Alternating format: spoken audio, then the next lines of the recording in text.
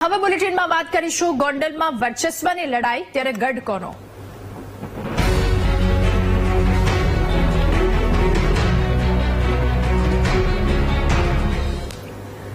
ગોંડલમાં બે ભાજપના નેતાઓ વચ્ચે જાણે શક્તિ પ્રદર્શન યોજાયું હોય તે પ્રકારના દ્રશ્યો જોવા મળ્યા। અલ્પેશ કથિરિયા પાટીદાર અગ્રણીઓની સાથે ગોંડલ ગયા હતા, જ્યારે ગણેશ જાડેજાના સમર્થકોએ કાળા વાવટા ફરકાવી તેમનો વિરોધ નોંધાવ્યો હતો। આ ચાર અલગ અલગ દ્રશ્યો ટીવી સ્ક્રીન પર ગોંડલની આજની પરિસ્થિતિ આપને બતાવી રહ્યા છે દ્રશ્યોના માધ્યમથી। તો હિંસક બનેલા ગણેશ જાડેજાના સમર્થકોએ અલ્પેશ કથિરિયાના સમર્થકો પર હુમલો કર્યો હતો। કેટલાક સમર્થકો અલ્પેશ કથિરિયાના કાફલાની કાર પર હુમલો કર્યો હતો, તો બીજી તરફ જયરાજસિંહના ઘરની બહાર એના સમર્થનમાં મહિલાઓ પણ ભેગી થઈ ગઈ હતી, તેમના દ્વારા પણ વિરોધ કરવામાં આવ્યો। એક સ્ક્રીન પર ચાર અલગ અલગ પરિસ્થિતિના આ દ્રશ્યો છે। કાળા વાવટા ફરકાવવામાં આવ્યા, સમર્થકો પર હુમલો કરાયો, વાહનોમાં તોડફોડ અને મહિલાઓએ વિરોધ પણ કર્યો। 500 થી પણ વધારે પોલીસ હોવા છતાં પણ આ રીતે હુમલા થતા હોય તો આપ વિચારી શકો છો કે જ્યાં પોલીસ કે કાયદો વ્યવસ્થા પરિસ્થિતિનું કોઈ નથી એવી જગ્યા હોય છે ત્યાં શું ઘટના ઘટતી હોય છે। હજી તો બહુ બધી સમય બાકી છે। એ જે રણટંકારની વાતો કરે છે એ પણ કરીશું। આજ સુધી મેં મિર્ઝાપુરની વાત ક્યારેય કરી નહોતી, પણ આજ તો મેં પોતે અનુભવ્યું છે કે આટલી બધી પોલીસની હાજરીમાં પણ જે રીતે ગુંડાઓએ જે બેફામ માજા મૂકી અને આજ અમે નજર સમક્ષ જોયું છે, જેથી સાબિત થાય છે કે ગોંડલ મિર્ઝાપુર છે। સર ભગવતસિંહનું ગોંડલ છે, સંસ્કાર નગરી ગોંડલ છે।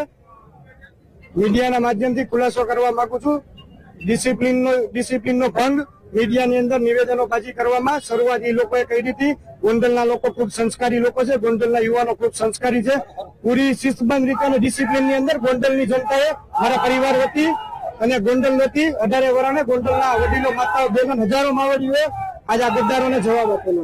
આને મૂર્ખ માણસ કહેવાય। આટલી બધી જનમેદનીને જોઈ કદાચ ભાડુથી ગણાવતા હોય, મિર્ઝાપુર તરીકે સંબોધતા હોય તો આવી હલકી હીન પ્રકારની માનસિકતા ધરાવતા લોકોને મારો પરિવાર, હું કે ગોંડલની જનતા જવાબ દેવા માટે નવરી નથી દેતી। અને ગોંડલમાં ભાજપના જ બે નેતાઓ વચ્ચે જાણે જંગ છેડાઈ હોય તે પ્રકારની પરિસ્થિતિ છે, કારણ કે અલ્પેશ કથિરિયા આજે ગોંડલની મુલાકાતે ગયા હતા અને ગણેશ જાડેજાના સમર્થકો સખત વિરોધ કરવામાં આવ્યો હતો તેમના દ્વારા।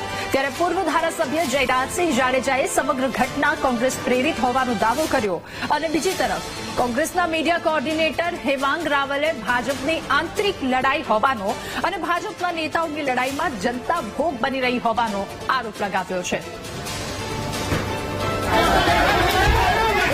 આ બધું ષડયંત્ર હું એમ માનું છું કોંગ્રેસ પ્રેરિત હતું।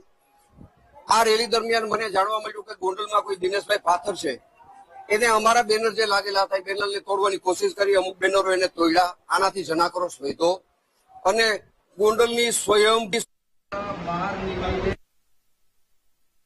બહારથી આવેલા હતા એને જાકારો આપવા માટે તમામ જનતા, તમામ સમાજ, ખાસ કરીને લેવા પટેલ સમાજ મોખરે રહ્યો છે કે અમારા ગામની અંદર શાંતિ છે, અમારી શાંતિ હણવા માટે કોઈ પ્રયત્ન કરે નહીં।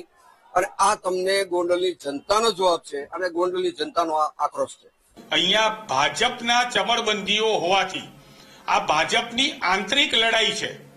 બંને બાજુ ભારતીય જનતા પાર્ટીના જ નેતાઓ જે છે એ પોતાના અસ્તિત્વ માટે લડી રહ્યા છે અને ભોગ બની રહી છે નિર્દોષ જનતા। ગોંડલની અંદર કાયદો અને વ્યવસ્થાની સંભાળવાની જેની જવાબદારી છે તેઓ આની અંદર નિષ્ફળ રહ્યા છે અને ભારતીય જનતા પાર્ટીની યાદવા સ્તરી છે એ હવે એક છેલ્લે નીચલા સ્તર ઉપર પહોંચી ગઈ હોય એમ લાગી રહ્યું છે।